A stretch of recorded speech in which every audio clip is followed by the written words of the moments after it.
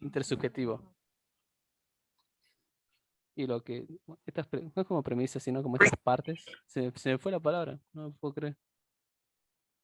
Bueno, Bueno, que esta serie de características que pone esta escuela, lo único que satisface son el comportamiento humano manifiesto de lo que se puede ver, o sea, la conducta, digamos.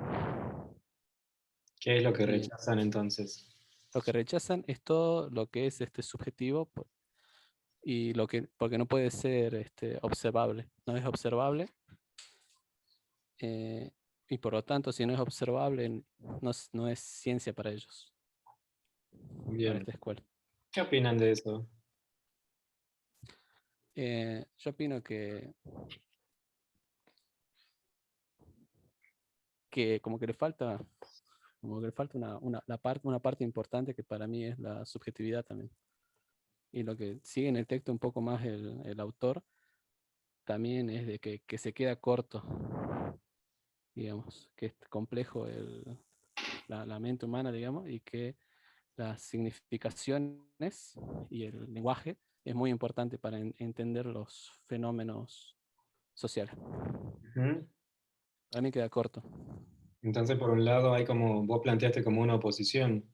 Por un Sí, lado está la corriente que se fija únicamente en lo observable, comprobable a nivel intersubjetivo, es decir, que otras personas puedan ver lo mismo, sí, y que únicamente van a estudiar esto. Todo lo demás, como está sujeto a distintas significaciones, queda por afuera. queda por afuera. Eso es importante Exactamente. porque no están diciendo que no exista. Lo que están diciendo es que no se dedican a estudiarlo. Es decir, que no entre dentro de los criterios de la ciencia no quiere decir que algo no exista. ¿Sí? No entra dentro del territorio de la ciencia, podríamos decir, de la ciencia planteada en estos términos, porque después la ciencia se va complejizando y sí, por ejemplo, puede dedicarse, la forma sería una cosa no observable, ¿no? Las formas serían una cosa no observable o todas las inferencias que se pueden llegar a hacer respecto de las motivaciones del comportamiento humano son cosas que no se pueden observar. Todas las teorías, por ejemplo, las teorías del inconsciente, las teorías de las formas de interacción a nivel de la escuela sistémica, etcétera, son cosas que no se pueden observar a simple vista. Entonces, lo que plantea esta escuela es que únicamente esa escuela se va a dedicar a esta parte de la realidad, a abordar esa parte de la realidad. Uno puede elegir si adhiere a esa escuela con sus beneficios y sus limitaciones, ¿sí? Pero el error en el que caen la mayoría de los psicólogos es el confundir estos criterios de la ciencia con el hecho de creer que eso es la única verdad. Mm. Una cosa es que yo diga, mira, yo no sé de esto, así que no me dedico a esto, o no me siento seguro en esto, así que no me dedico a esto, me dedico a esto otro. Y otra cosa es que yo pase a decir que esto no existe. No existe para las formas de esta ciencia. ¿Sí? Ese punto es muy importante. ¿Por qué? Porque hoy en día se escucha mucho decir a algunos adherentes de esta corriente que como no se lo puede ver o como no se puede comprobar científicamente, entonces no sirve, cuando en realidad no se plantea de esa forma desde estos autores.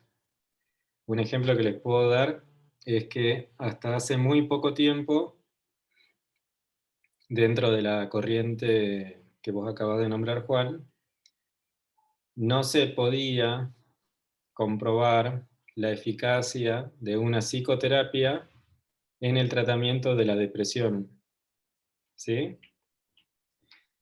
Entonces, como no se podía comprobar, se decía que la psicoterapia no era efectiva para el tratamiento de la depresión.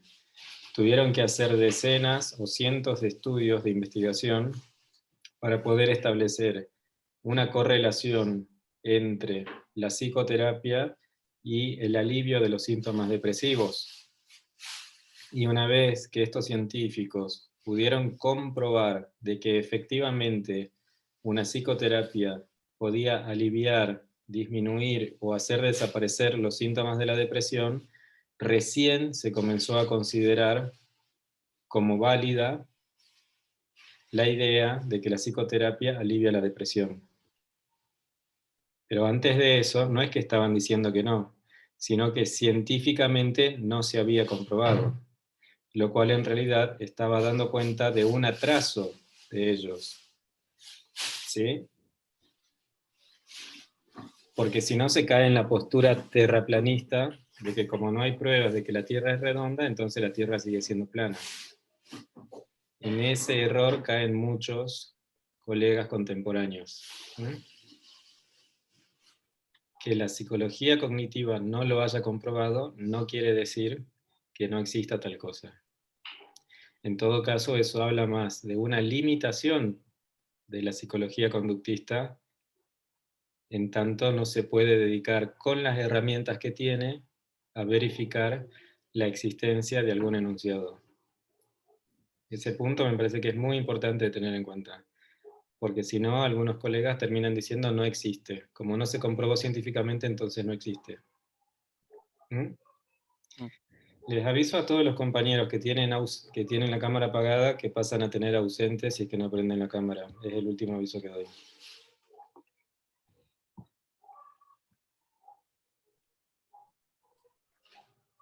Y entonces, del otro lado, ¿qué es lo que hay?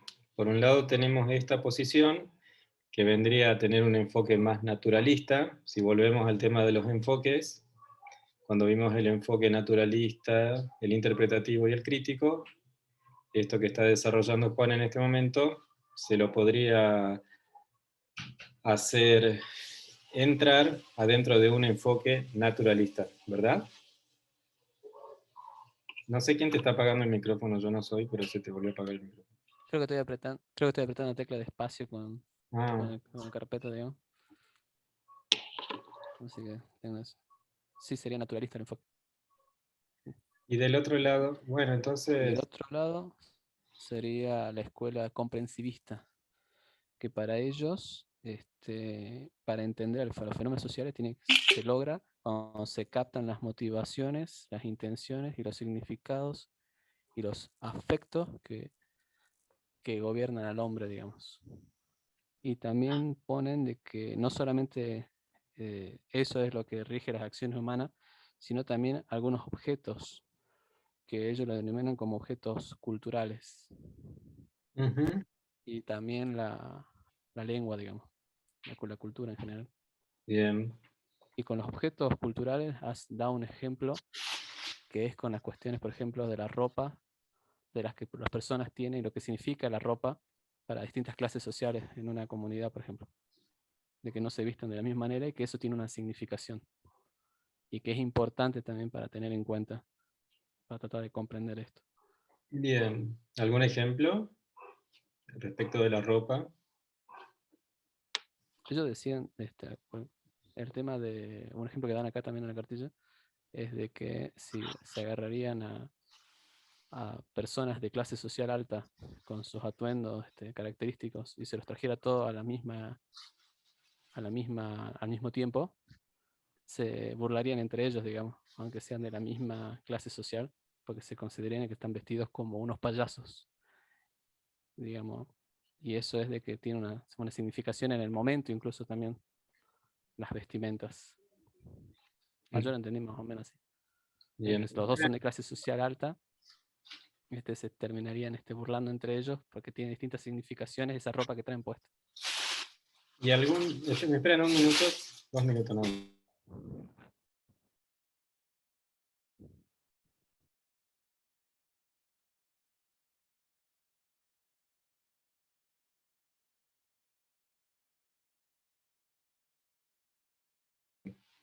Perdón.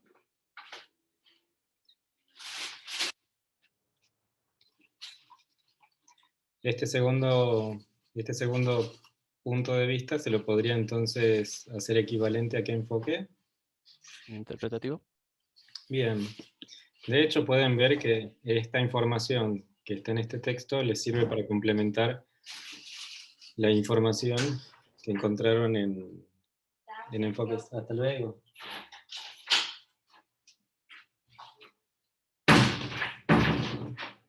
Es como una información complementaria para ver el tema de los enfoques. Es como una profundización respecto de las posturas o del alcance que tiene cada enfoque. ¿Mm? Pero pueden estudiar tranquilamente en conjunto enfoques y esto para enriquecer mutuamente los dos textos. Bien, ¿qué más? Después el autor medio que critica un poco al método conductista porque reduce todo al comportamiento observable y eso no se adecua, según él, a la tarea esencial de un científico social. Exacto. Después nos pone a Popper como una instancia mediadora entre las dos escuelas. Ajá. Y para Popper nos dice que en lugar de demandar intersubjetividad de los acontecimientos, deberíamos exigir de los eventos. Eh, y con eso él hace una distinción entre eventos y acontecimientos.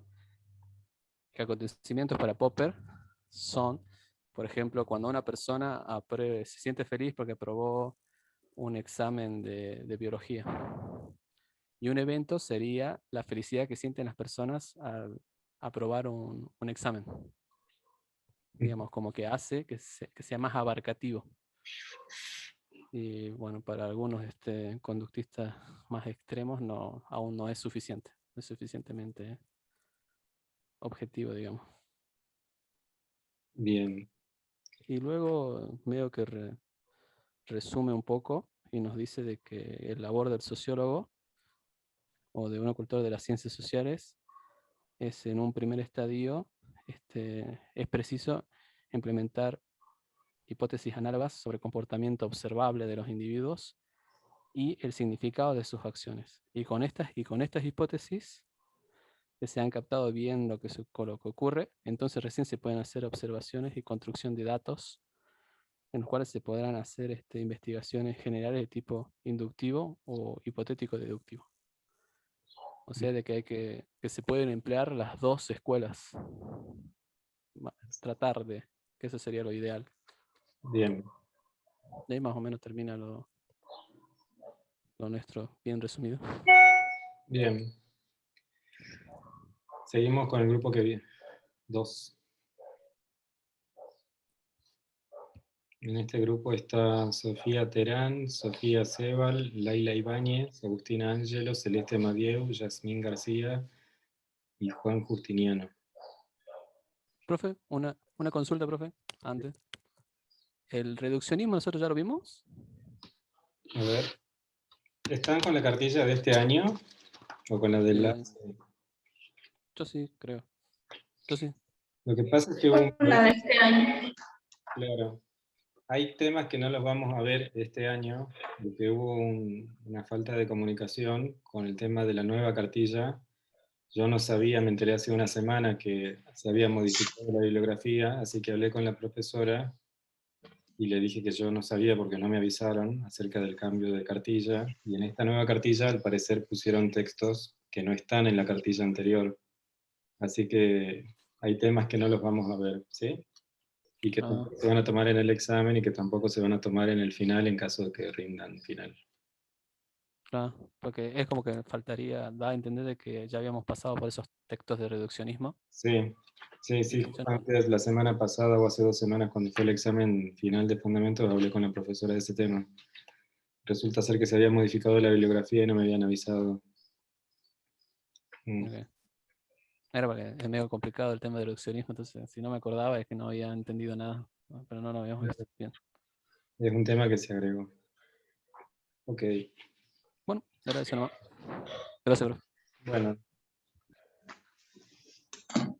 Pasamos al grupo 2.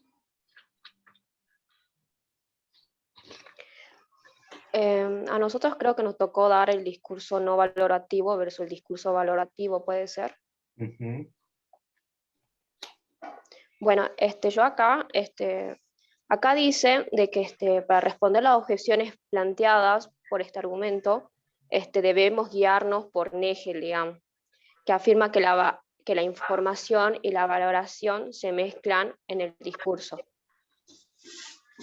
Bien, ¿qué entendés por valoración? Que valora. Sí, pero no es que no sé qué quiere decir valorar, pero ¿qué es lo que entendés? ¿Qué diferencia habría entre la eh, información como tal y la valoración de la misma? y no sé, no le entendí mucho, digamos. Lo que el texto plantea es que en el discurso científico deben omitirse apreciaciones valorativas acerca de lo que se está describiendo o explicando. Dice que, bueno, que también no se puede hacer una descripción valorativa sin caer en valoraciones, y da un ejemplo que explica qué serían las valoraciones, y es que uno le pone al dar un discurso o al realizar una explicación, le pone no un tono, no es la palabra tono, pero le da así como tanto una valoración puede ser positiva o negativa. En el ejemplo que da, habla de un diputado que agarra y sube, comenta que va a subir un 300%, algo así creo que dice la inflación, pero que en este mismo discurso cuando lo dicen, dice, bueno, pero esto lo hacemos porque así son las cosas y aunque esté mal, no importa.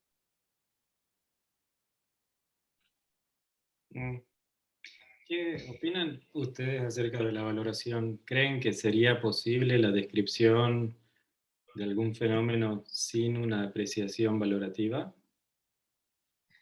Yo creo que no, por el simple hecho de que todo lo que nosotros realizamos o explicamos ya tiene una valoración propia que es, o sea, no es que decimos, bueno, le voy a poner una valoración, sino que es algo que se va dando por el simple hecho de cómo somos cada uno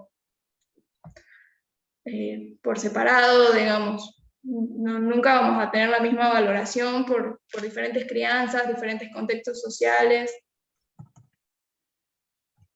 Bien, y entonces cuando viene un paciente, imaginemos que viene un paciente, ¿sí? Y plantea algo. ¿Cómo haríamos para actuar en base a lo que el paciente plantea? Por ejemplo, no sé si les conté que hace unas semanas un paciente que venía hablando del tema de la paternidad, una paciente que venía hablando del tema de la maternidad porque su hermano había sido padre hace poco, porque se enteró que, bueno, que un tío de él había reconocido a un hijo a los 20 años del hijo, ¿no? O sea, 20 años después de nacer el hijo. Esta paciente venía hablando de esos temas y de repente, a la sesión siguiente, me cuenta que está embarazada, ¿no? Entonces, como ella venía hablando de estas cosas, yo cometí el error como terapeuta de decir, ah, qué bueno. Y ella me contestó, no, yo quiero abortar. ¿No? Yo dije, ah, qué bueno, no porque esté a favor o en contra de la vida, o del aborto, o de la interrupción del aborto, sino que justamente como venía hablando del tema de que su hermano había sido padre, que le gustaba ver a su sobrino, de que se enteró que un tío había reconocido a un hijo 20 años después y que la familia se estaba ampliando, cometí yo el error de valorar ese embarazo como algo positivo, ¿no? Después ella me dice, no, pero es que yo quiero abortar, no lo quiero tener al bebé. No estoy lista para ser madre en este momento. Mi valoración no tenía que ver con pro vida, pro aborto, etcétera, simplemente tenía que ver con que yo venía siguiendo el hilo de lo que ella venía diciendo y pensé que para ella iba a ser una buena noticia. Pero supónganse que ella no venía hablando de nada de esas cosas y que simplemente viene, plantea esto y dice quiero abortar. Todos, me parece que tenemos una postura respecto de la interrupción del embarazo. Algunos de ustedes tendrán una valoración a favor, otros tendrán una valoración en contra y están en todo el derecho de tener una valoración. Ahora bien, cuando viene una persona y plantea una situación así, como también podría haber planteado una situación al revés, que me pasó hace mucho con otra paciente, que había quedado embarazada producto de un abuso sexual y ella quería continuar con el embarazo, se pone en juego, o somos invitados, mejor dicho, a valorar los significantes que el paciente trae. ¿Cómo creen que se podría realizar algún tipo de intervención sin una valoración? ¿Creen que es posible? No estoy diciendo que está bien o que está mal. Pregunto si creen que es posible y cómo creen que se podría hacer esa valoración. O cómo creen que nos podríamos abstener de valorar y al mismo tiempo intervenir. ¿Es posible intervenir sin que se nos entrometa nuestra valoración? Yo creo que sí, pero es muy difícil. O sea, habría que intervenir sin decir ni, qué bueno o qué bajón, y decirle cuando, bueno, el ejemplo este de la paciente, sí, bueno, estoy embarazada, y decirle, ¿y cómo lo tomaste? O algo así, sin decir, qué bueno, estás embarazada, o qué mal, estás embarazada. Uh-huh. Sino llevarlo a que ella, desde un principio, dándola, estoy embarazada, diga, bueno, nosotros no sabemos si es bueno o malo, entonces decir, ¿y cómo estás con la noticia? ¿O cómo lo tomó tu familia? O sin dar una apreciación propia. Bueno, está muy bien. Es una posible intervención lo que vos planteás, Laila. Sería como invitar a que valore ella misma, Claro, ¿no? y de acuerdo a eso, bueno, le decimos algo, ¿no? A analizar su valoración. ¿Mm? Entonces ahora voy a hacer las cosas un poquito más difíciles. ¿Qué pasa? Como me pasó esta misma mañana, con un paciente privado de la libertad que atendí en el hospital, que está preso por abuso sexual infantil. El juez no le quiere dar la libertad y el juez le dijo, ay, no sé, lo que pasa es que el psicólogo no me mandó el informe que dice que vos ya estás bien. O sea, el juez me pateó la pelota para mí. Y cuando yo voy a preguntarle a este hombre qué opina él respecto de la posibilidad de salir en libertad porque él abusó de una niña muy pequeña y quedó embarazada, una menor de 12 años, ¿no? Él dejó embarazada a una menor de 12 años producto del abuso sexual. La respuesta de este hombre, es decir, el hecho de que él valoró, cómo valoró él este abuso sexual, fue la siguiente. Él me contestó, ¿y cómo se hace, dígame usted, me dice él, ¿no? ¿Cómo se hace en los casos en que la persona que fue abusada consiente el abuso y la persona que fue abusada en realidad quiso mantener esa relación sexual? Es decir, su valoración respecto de su acto criminal era positiva y estaba justificada. ¿Cómo intervendrían ante un caso así, en donde la valoración de un delito, en este caso es distinto del aborto, porque el aborto ya no es considerado delito, pero mantener relaciones sexuales con un niño sí es considerado delito? ¿Qué harían ustedes ante una persona que valora como positivo su acto criminal? ¿Qué harían ahí? Porque digamos, yo digo, bueno, no lo valoro yo, porque si lo valoro yo, es como que voy a estar de alguna forma haciéndole al paciente que vea a través de mis ojos, ¿verdad? Que vea las cosas como las veo yo, o imponiendo mi punto de vista, etc. Bueno, si lo dejan al paciente que valore por sí mismo, y se encuentran con algo así, ¿cómo se hace ahí? ¿Se deja que el paciente valore? No se puede ir, o sea, no decirle, bueno, no, lo que hiciste está mal, sino como que ir guiándolo para que cambie su valoración. Pero es como, a Mostrándole ver, decime, quizás que ¿cuál es tu comida preferida, Leila? Contanos cuál es tu comida preferida. la milanesa. Bueno, yo resulta que no soy vegano, pero suponete que yo sea vegano o que yo sea vegetariano.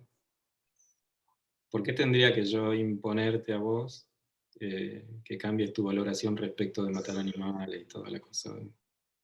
Pero no hace falta que me cambies la valoración, sino decirme, bueno, mira, esto es lo que yo te planteo siendo vegano. Maltrato animal, no sé, todas esas cuestiones, pero como abrirme el panorama, digamos, y presentarme tus argumentos de por qué estaría mal por no ser vegana y comer carne.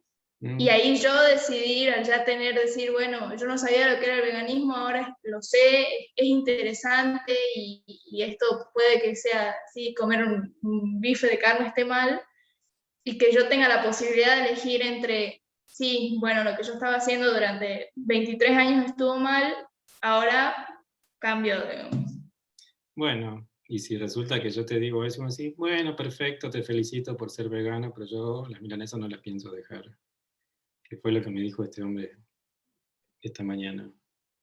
No, porque si una nena quiere, entonces no tiene nada de malo, me dijo. Sí, pero tiene 12 años. Puede elegir, querer, sabe lo que está diciendo la nena, le dije yo. Bueno, pero ella quiso. Yo cuando le propuse, ella quiso. Yo no la forcé, me contestó.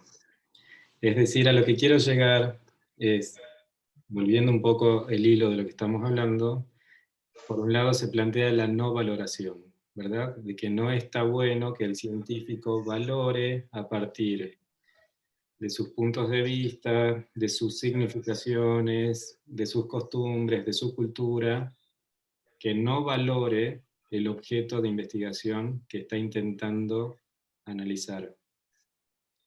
¿Sí? Que en todo caso la valoración no lo impregne. Bueno, está muy bien eso. Está muy bien para poder describir algo. Si es que llega a ser posible describir algo sin la interrupción de la subjetividad. Porque si se acuerdan, una de las críticas que se le hace al inductivismo se plantea justamente como una de las tres críticas. Teníamos la crítica lógica, la crítica matemática y la crítica psicológica, que dice que es imposible prescindir de la subjetividad, que en este caso sería sinónimo de valoración. Es imposible prescindir de la subjetividad cuando se observa. Es decir, que no existe la observación pura. Me parece que lo que podemos hacer en todo caso es tener mayor conciencia de estas cosas. Por un lado, de que es imposible mirar sin valorar, y por otro lado, que es a veces necesario valorar, sobre todo cuando se interviene, en algunos casos. Podría dar también el ejemplo del suicidio, que habíamos charlado ya varias veces acerca del suicidio, me parece, no sé si acá o en Psicopatología 2, pero cuando un paciente viene a plantear de que decidió quitarse la vida y que ya está y lo va a hacer, uno, ¿quién es para valorar eso y decirle no te mates o sí anda y matate? En nuestro ámbito, en el ámbito de la psicología clínica, me estoy refiriendo a la psicología clínica, de manera permanente tenemos que estar preguntándonos si estamos valorando o no y en qué dirección lo estamos haciendo y con qué fines lo estamos haciendo. ¿Mm? Con un perverso, no valorar sería ser cómplice de su perversión, como en el caso del paciente de esta mañana. Con un suicida, nosotros podríamos de alguna manera contribuir o ser cómplices de que una persona se quite la vida. ¿Mm? Y así sucesivamente. Al revés también, con una persona que decide cambiar de trabajo o que decide adoptar una elección sexual que no va en contra de otras personas, pero sí va en contra quizás de preceptos morales, y uno es católico, uno podría intentar normalizar, porque está interviniendo desde sus valores, y generar, por ejemplo, un estado depresivo que lo conduzca al suicidio, etc. El tema de la valoración y la no valoración, tanto de un lado como del otro, puede generar estragos en las intervenciones. Y al mismo tiempo, me parece que es muy importante tener en cuenta la crítica que se le hace al falsacionismo, al inductivismo, perdón. No es posible observar un fenómeno puro. Inevitablemente la valoración se va a filtrar. ¿Mm? Entonces, este tema que están desarrollando Laila y sus compañeros, aunque la única que habló fue Laila, no, también habló Marisol, me parece, ¿no? Agustina. Agustina, perdón. Es relacionable al tema de la crítica psicológica al inductivismo, ¿sí?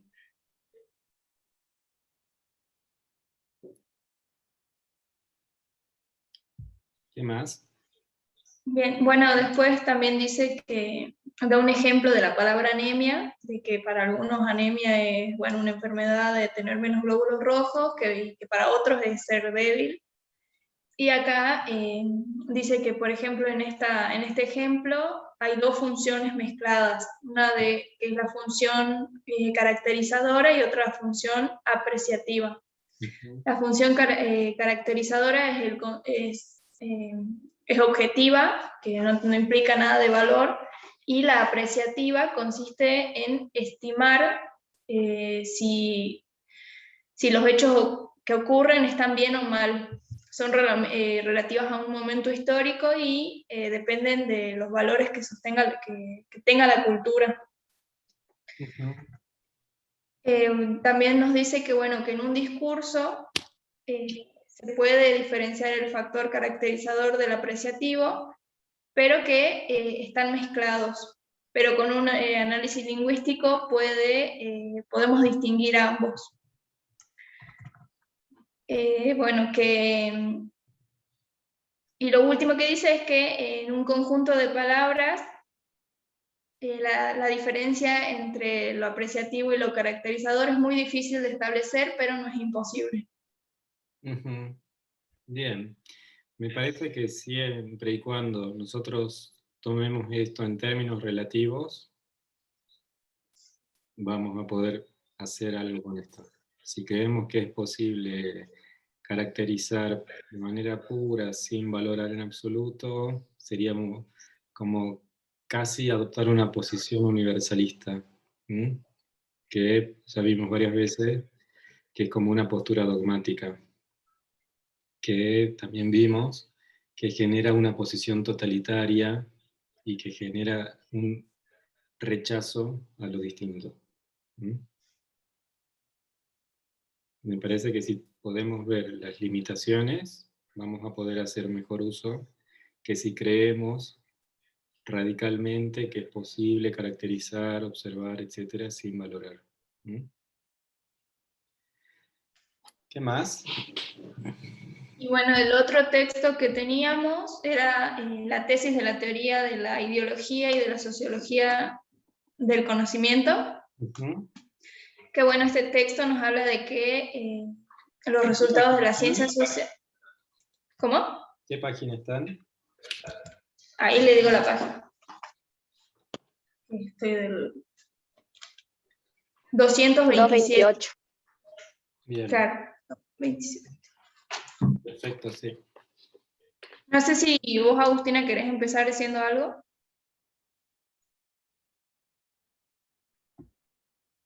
Y Agustina dice, no, gracias. Bueno, el texto empieza diciendo que los resultados de la ciencia social son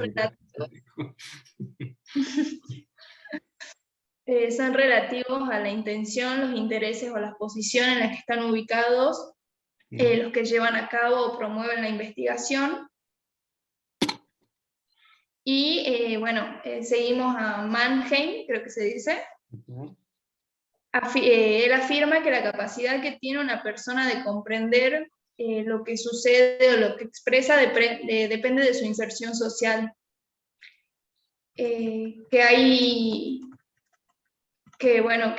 muchos, no es sinónimo, muchos usos para la palabra ideología, que para los marxistas no hay una diferencia entre la teoría de la ideología y de la sociología, ya que las dos tienen el mismo problema, apuntan al mismo problema.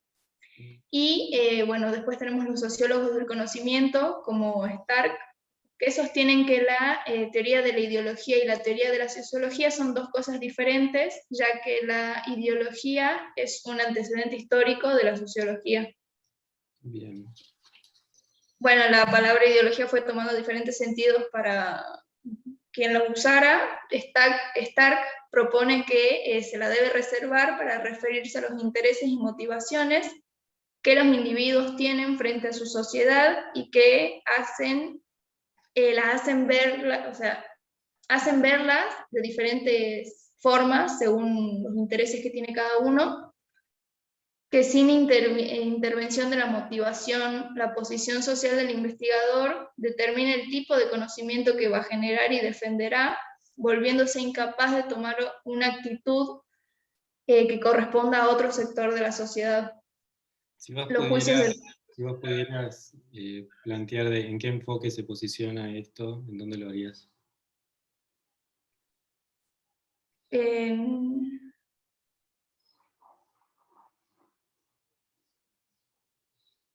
Cuando hablas de motivación del individuo, cuando vos hablas de motivación del individuo, ¿le estás haciendo referencia a sus emociones, a sus significaciones personales, o más bien a las significaciones que están atadas a una ideología que prevalece en determinado sector social, de clase, etcétera?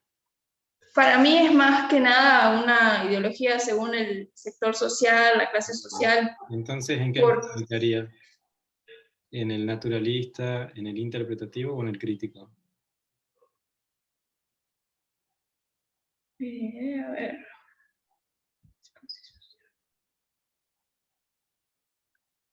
¿En el interpretivista sería? Si estás hablando de que es algo que trasciende al individuo y que ya tiene que ver con una ideología, estaríamos en el plano del crítico. Bien, ahí lo anoto. Y es que planteas la posibilidad de que son significaciones, pero personales, ¿sí? O lo que le hace signo a esa persona, estaríamos en el interpretativo. Pero en este caso, citando a Marx, a que la cuestión de la ideología está prevaleciendo y que la sociología del conocimiento viene a ser, que la ideología viene a ser una de las tesis de la sociología del conocimiento, estás haciendo referencia a que esto se enmarcaría dentro de un enfoque crítico, ¿sí? Bien, sí, gracias. Okay. Y bueno, después... ¿Cómo? No, continúa. Bueno. Y bueno, dice que los juicios del comportamiento de una persona se basan en lo que se nos enseña a ver o a ignorar según a nuestra educación o al lugar que ocupamos en la sociedad. Y bueno, dice que no es Stark, el otro, Mannheim, plantea dos funciones que son las principales, que es que la primera, que existe una correlación entre la inserción en la sociedad y el tipo de hipótesis que se formulará respecto a un fenómeno, tanto empírico o fáctico, y que, bueno, una idea es la que se va a conseguir sin privilegiar un punto de vista, y eso se tomará como objetivo. Y que bueno, que cada punto de vista va a ofrecer una perspectiva diferente, ya que las visiones están distorsionadas, cambian según la situación, pero en sí lo que se percibe igual es el objeto, solo que cambia el punto de vista del cual se lo toma. Bien. ¿Seguimos?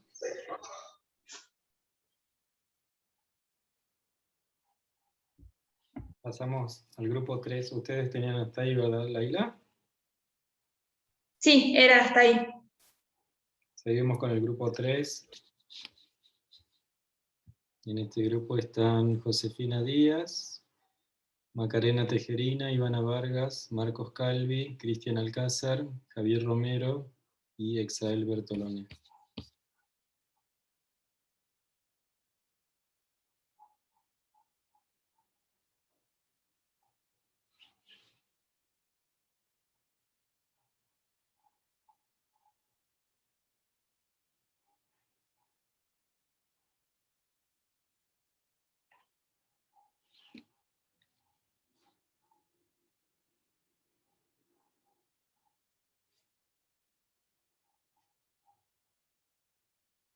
Veo a Marcos Calvi. ¿Quién más está?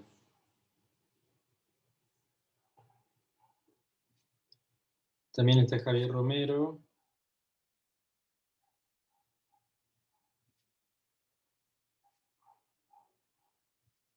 Está también Macarena.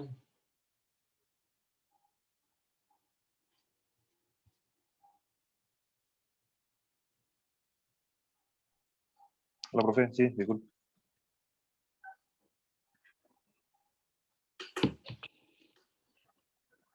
Bueno, vos vas a Yo hablar. tampoco Javier. leí, profe, perdón. ¿Cómo? ¿Y quién más está? Macarena, ¿no?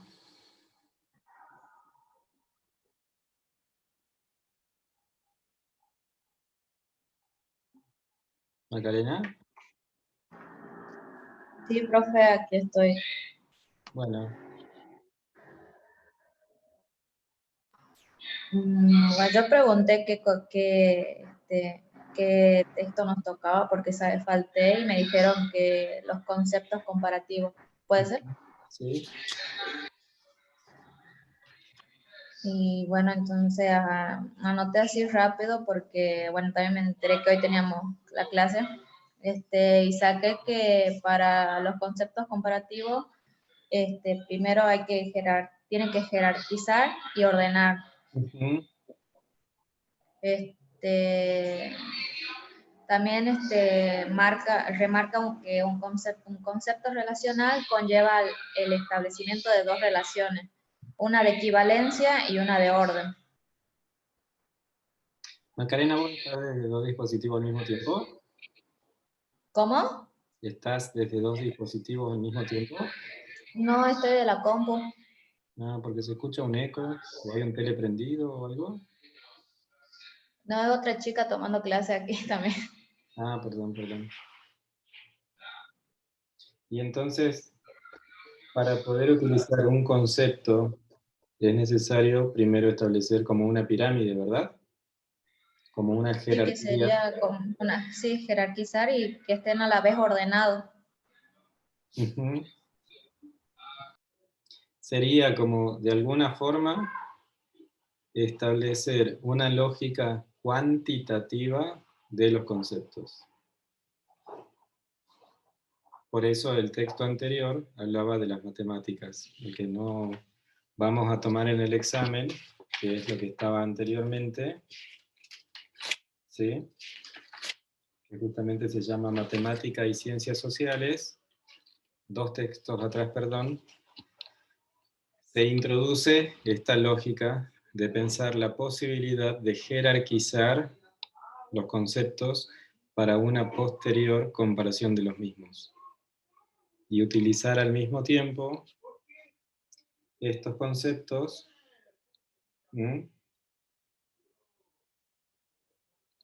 de una manera tal que se pueda establecer un orden en el objeto de estudio que nosotros estamos investigando. Alguien que utilizaba mucho esta lógica, a su manera por supuesto, era Darwin. Toda la ideología que tenga que ver primero con la clasificación y segundo con la noción de evolución, que por ejemplo también la pueden ver en Jean Piaget cuando él habla de los estadios, ahí se está estableciendo una jerarquía conceptual que por supuesto parte desde un observable, porque Jean Piaget, por ejemplo, partía de observar, pero una vez que observaba, pasaba a conceptualizar, y una vez que conceptualizaba, pasaba a jerarquizar. ¿Mm? Una manera errónea sería jerarquizar las estructuras psíquicas. Un mal uso de esto sería la jerarquización de las estructuras psíquicas, que en muchos casos se sigue haciendo. Creer, por ejemplo, que la neurosis es mejor que la psicosis, o que en la neurosis no hay locura y en la psicosis sí. ¿Mm? Ahí se toma una concepción evolucionista de las estructuras, cuando en realidad ni Freud ni Lacan pensaban la estructura de esa forma. ¿Mm? Pero sin embargo es posible ver, por ejemplo, una jerarquía conceptual en el desarrollo de la libido. Entonces podríamos tener en un primer escalón el autoerotismo, en un segundo escalón, es decir, de manera jerárquica más arriba, el narcisismo, y en un tercer escalón, la relación de objeto. Que primero es todo un caos, autoerotismo, que segundo ese caos se ordena en un cuerpo, que sería el narcisismo o el yo, y en un tercer momento la libido se dirige hacia un objeto que no es el yo. ¿Sí? Ahí hay conceptos que se ordenan jerárquicamente y uno prevalece respecto del otro. Al mismo tiempo, esta manera de ordenar la ciencia también es muy criticada. ¿Por qué es muy criticada? Porque inevitablemente, esto es imposible de que no suceda, inevitablemente cuando se jerarquiza, se termina segregando. Porque está lo más jerárquico y lo menos jerárquico. Entonces, lo que pasa a ocupar el lugar de menos jerárquico, inclusive puede llegar a tener menos derechos, etc. O puede llegar a ser incluso tomado como algo que no tiene dignidad, como pasó con el tema de los nazis y los judíos, que veían a los judíos, los nazis más extremos, cuando empezaron a conceptualizar las razas humanas y a establecer jerarquías en las razas humanas, algunos nazis, no todos, llegaron a la conclusión de que los judíos no eran seres humanos y por lo tanto tenían derecho a tratarlos como si fueran animales.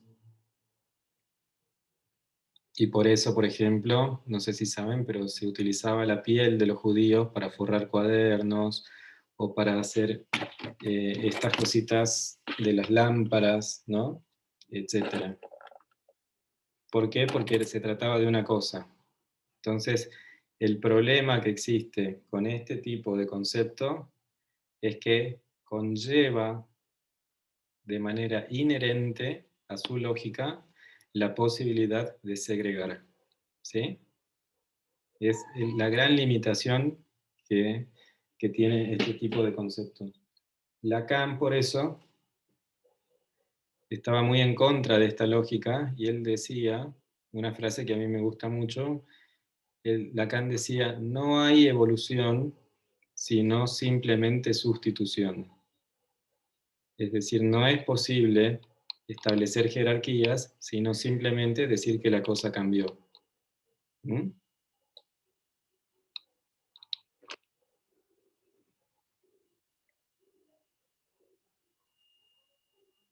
¿Qué más encontraste?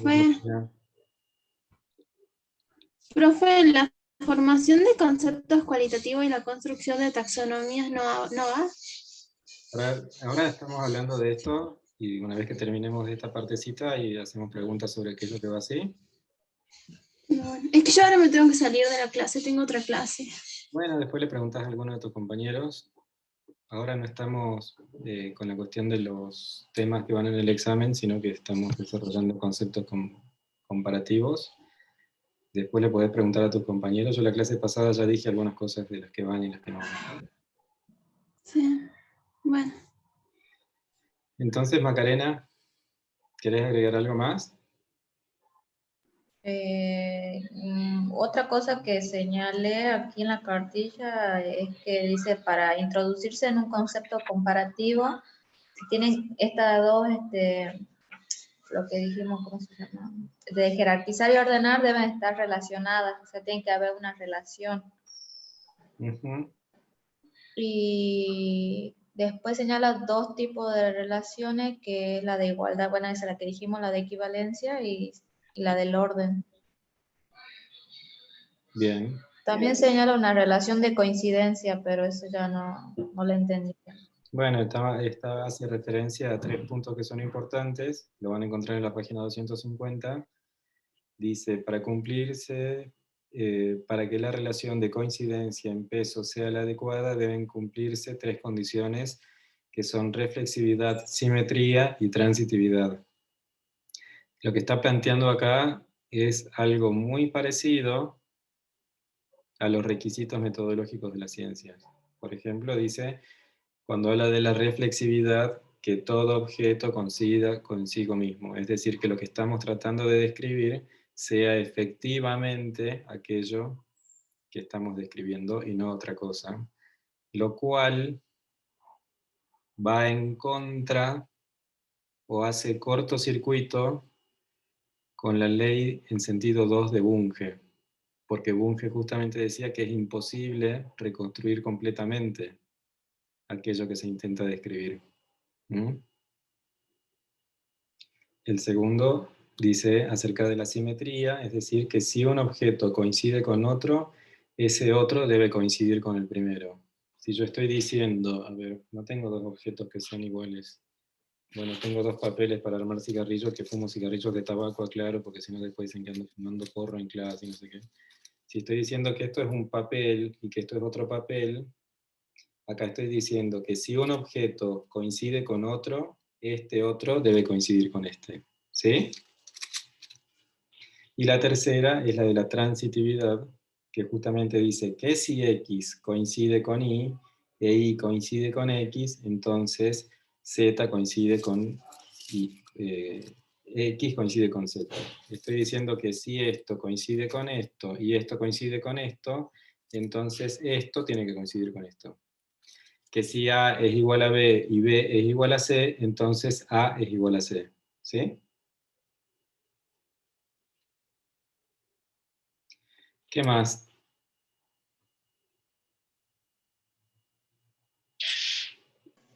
Bueno, Eso no va a poder está bien. resaltar.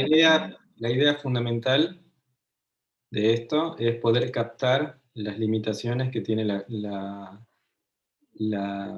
posibilidad que nos brinda a veces, porque no siempre se puede establecer, la posibilidad de establecer jerarquías entre los conceptos. ¿Sí? Y el peligro de la segregación que eso conlleva. Tienen que tener en cuenta que si ustedes llegan a conclusiones a partir de esto, imagínense en una tesis de licenciatura, ustedes quizás puedan terminar sugiriendo posiciones segregativas. Entonces hay que tener mucho cuidado con el uso de los conceptos jerárquicos, de los conceptos comparativos. Porque uno, a partir de su conclusión, puede terminar generando tendencia hacia la segregación. ¿Mm? Y eso es muy importante tener en cuenta con estos conceptos.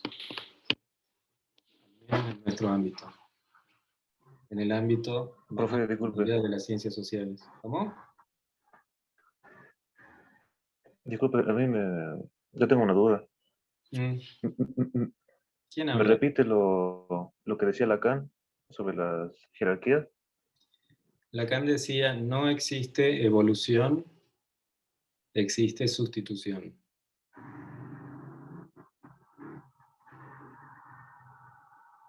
O sea que según Lacan, Darwin está errado en su teoría. Según Darwin, mira, ahí está, digamos, la cuestión que les decía recién de las tesis. Gracias a Darwin fue De la posible. segregación. Gracias No. a Darwin, gracias a la teoría de la evolución, fue posible el nazismo. sin la teoría de Darwin, cuando hablamos de los contextos de descubrimiento, ¿se acuerdan en algún momento? ¿En qué contexto se realizó tal descubrimiento? Y cuando en un momento muy anterior hablamos de la utilidad, cuando estábamos hablando de las características de las ciencias fácticas, me estoy yendo a la primera o la segunda clase, hablamos de la utilidad del conocimiento que se adquiere. Bueno, fíjate que primero está Darwin, después están los post-darwinianos y después aparecen las ideas nazis. Si es que no existiese una concepción jerárquica de las razas humanas, entonces el nazismo no tendría justificación. Y el Holocausto no hubiera podido existir, al menos bajo esa justificación, porque no quiere decir que no existieron holocaustos en la historia de la humanidad. Si vamos a China con un montón, ¿no? En el antiguo Egipto, etc., a veces se hace por cuestiones religiosas, pero también se establecen jerarquías entre religiones, por ejemplo. O también hoy en día se establecen jerarquías entre ideologías, pero en el caso del nazismo, la jerarquía se estableció a partir de la raza. Fíjate que cada vez que se establece una jerarquía, automáticamente el otro que es distinto a mí se vuelve una amenaza. Entonces, lo que Lacan plantea es no miremos las cosas en términos de evolución, porque si las miramos en términos de evolución, vamos a pensar inevitablemente en los más evolucionados y en los menos evolucionados. Y entonces, automáticamente nos tenemos que preguntar, ¿y qué hacemos nosotros, los grandes evolucionados, con aquellos menos evolucionados? ¿Los matamos? ¿Los educamos? ¿Los obligamos a que sean igual de perfectos que nosotros? Etcétera. Entonces lo que Lacan hace es romper ese sentido diciendo, no hay evolución, hay sustitución. Es decir, no se va a erradicar el malestar y no se va a erradicar la violencia, lo que se hace es sustituir un modo de malestar, un modo de violencia, etc. Una justificación para matar, etc. Pero si fuera la cuestión en términos evolucionistas, tendríamos que pensar que hoy en día somos menos violentos que hace 500 años, y te invito a que me demostres que es así. ¿No? Sí, perfectamente, claramente se puede comprobar en 2 minutos que no somos menos violentos que hace 500 años, por ejemplo. O más buenos como humanidad que hace 500 años. Quizás también la idea de Lacan encierre una cuestión con una posición un poco pesimista o de resignación. Bueno, Lacan decía, no hay evolución, la frase completa de Lacan que les digo es, no hay evolución, hay sustitución, lo que se gana por un lado, se pierde por el otro, y como no se sabe qué se ha perdido, se cree que solo se ha ganado. Eso decía Lacan. Lo que se gana, siguiendo de la cuestión de la evolución, él decía, lo que se gana por un lado, se pierde por el otro, y como no se sabe qué se ha perdido, se cree que solo se ha ganado. Bueno, eso también está muy, muy relacionada a la idea de simbolismo. Si pueden captar qué es el simbolismo, qué es el uso del símbolo, van a poder captar bien esto. Seguimos con el último grupo. Ahí está Sebastián, que lo estoy viendo. ¿Quién más estaba? Agustín también. Ya me voy sabiendo los nombres de los que participan. Profesor, yo no tengo el texto, pero lo leí. O sea, ahora estoy en la casa de mis padres. Bueno, ¿te acordás de algo? Sí, lo que habla más o menos es que se abandona el criterio de autoridad de las explicaciones científicas en la modernidad, basadas en las Biblias, en Aristóteles. Entramos en el punto 11. Contextualizamos un poquito. Contextualizanos un poco. Página 259. Estás con Sebastián, vos en ese grupo, ¿no? Sí. ¿Tenés la cartilla a mano, Sebastián? ¿Qué página es 259?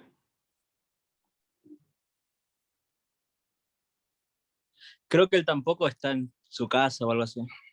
Tampoco tiene la cartilla. No. El texto era ¿qué es la cosa llamada ciencia? Claro, de Alan Chalmers. Ah, no, pues ya pasamos a Chalmers, perdón. Está bien. Chalmers. La página es desde la 100... Sí, punto 1 y punto 2. Sí.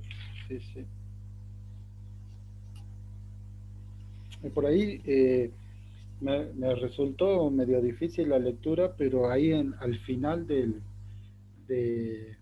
el punto 1, al final hace un resumen y menciona los dos argumentos que él explaya todo ahí de por qué considerar a las teorías como totalidades estructurales, y ahí en la página 114, en la última frase, el último párrafo, él menciona cuáles son estas dos argumentos o razones, y agrega una más allí.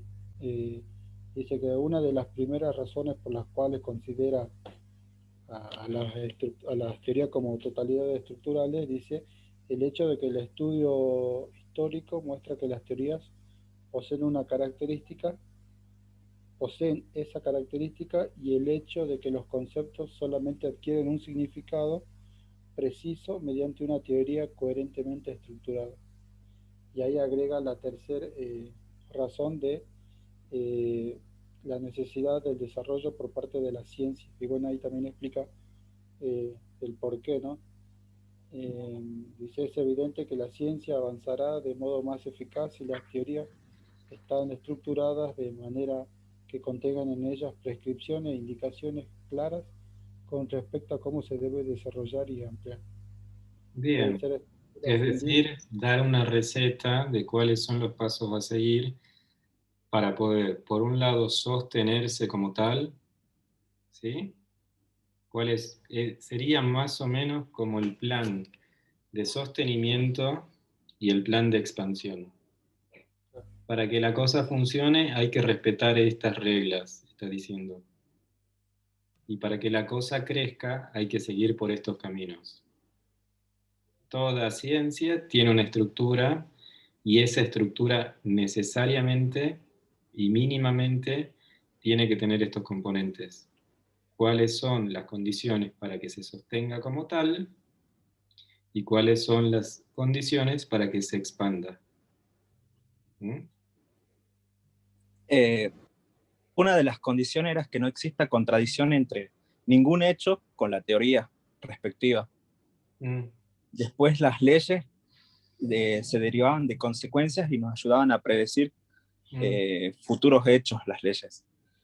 Y los hechos registrados tenían que ser vastos. Y después no recuerdo. También es como que los hechos nos da tienen que ser un inicio vastos. al que estuvimos. Exactamente, te iba a decir eso.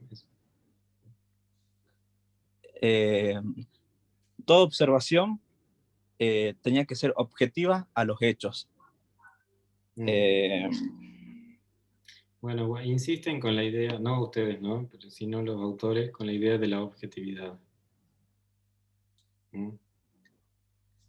Es decir, se insiste de una u otra forma con la idea de la objetividad, y cuando se plantea la pregunta de si la objetividad es posible en el ser humano,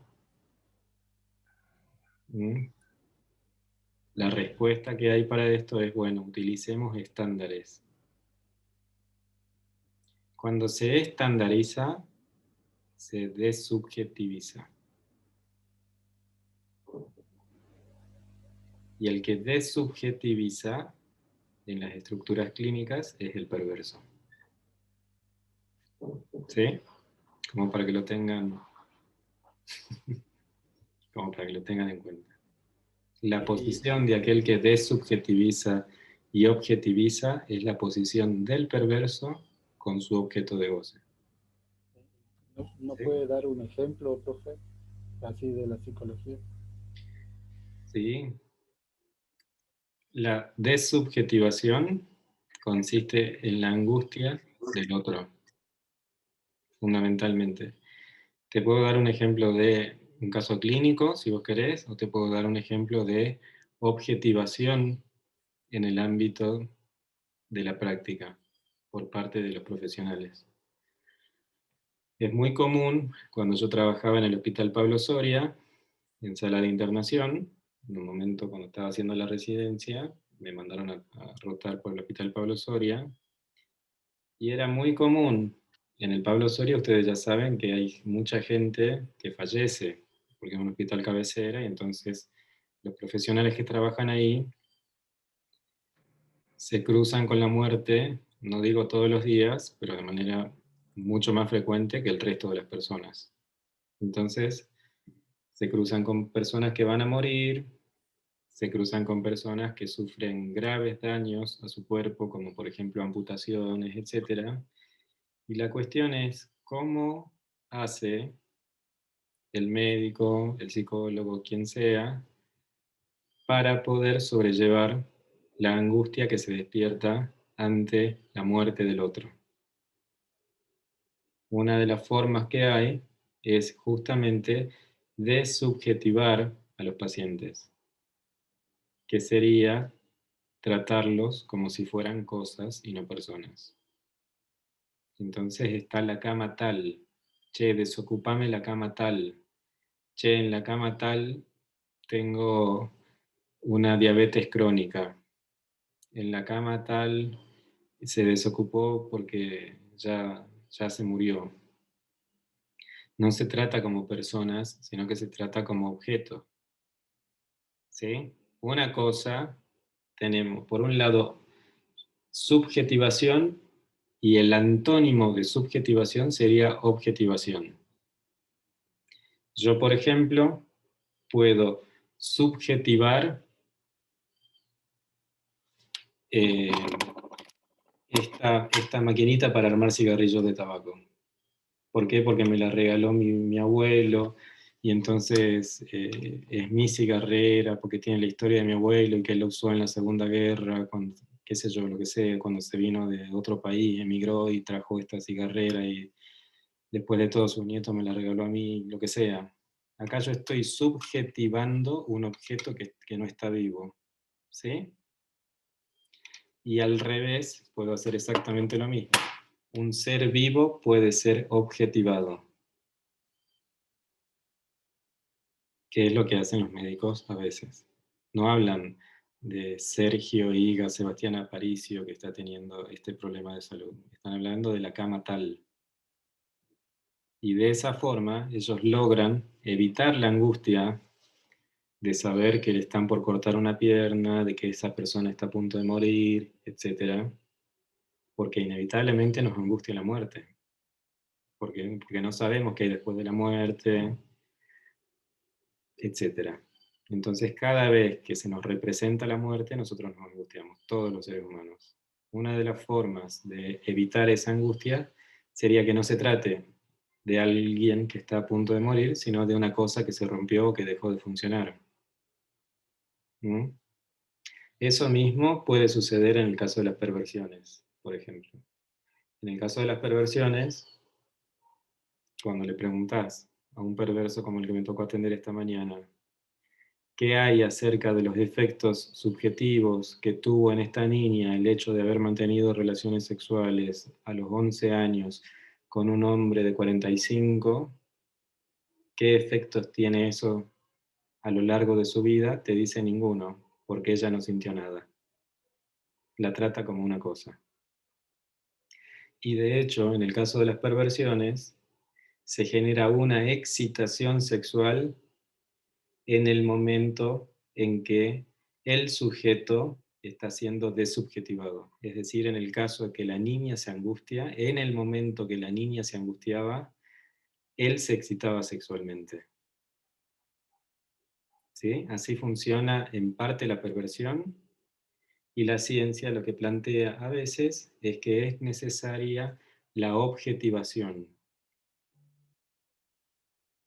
Entonces, hay una correlación entre el funcionamiento de la ciencia y el hecho sociológico del capitalismo, de que a la gente se la trate como cosa, ¿no?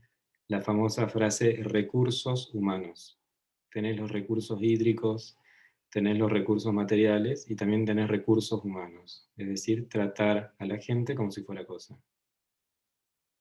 Entonces, no es un dato menor la cuestión de la objetivación. Hay que ver si realmente es útil la objetivación. Hay que ver si realmente es útil a la humanidad, no a la ciencia, que se objetiven las cosas. ¿Mm?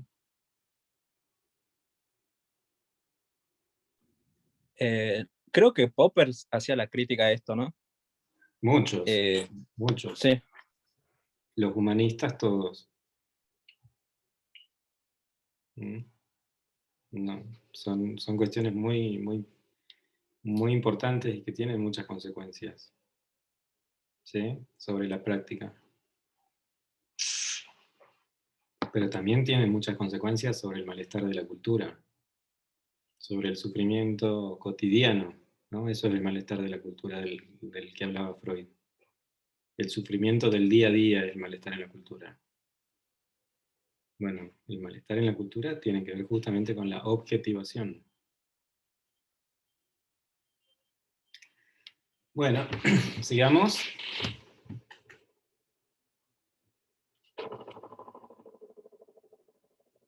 Ah, ya terminamos. ¿O tienen ustedes más? ¿Les había tocado el punto 2 también? Creería que no, profe. La verdad que ahí lo tengo anotado yo en Bueno, el entonces, cartillo, no la tengo. grupo 1 de Juan, le tocaría Milena Costa, Macarena Cari, María Calizaya, Juan Díaz, Luciana Guevara, Marisol Salas, Jessica Altamirano. Les tocaría el punto 2, que sería el programa de investigación de la CATOS, ¿sí?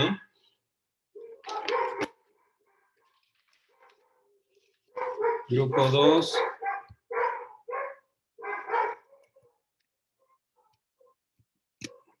que es el grupo de Sofía Terán, Sofía Sebal, Laila Ibáñez, Agustina Ángelo, Celeste Madieu, Yasmín García y Juan Justiniano.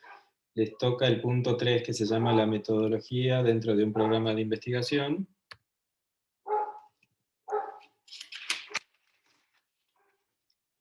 Grupo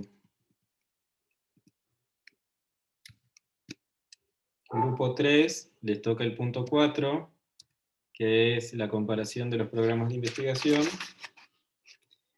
Y al grupo 4 no le toca nada porque ya después entramos a Kuhn, que lo voy a desarrollar yo, Kuhn, Bachelard y Piaget, ¿sí? La clase que viene es la última, ¿verdad? La del lunes, y después ya el coso. Así que leamos esto para el día lunes. El lunes desarrollan los primeros 3 grupos, brevemente. Pasamos a ver Piaget, Bachelard. Espera, profe, no lo escuché bien, perdón, se corta. ¿Qué es lo que no escuchaste?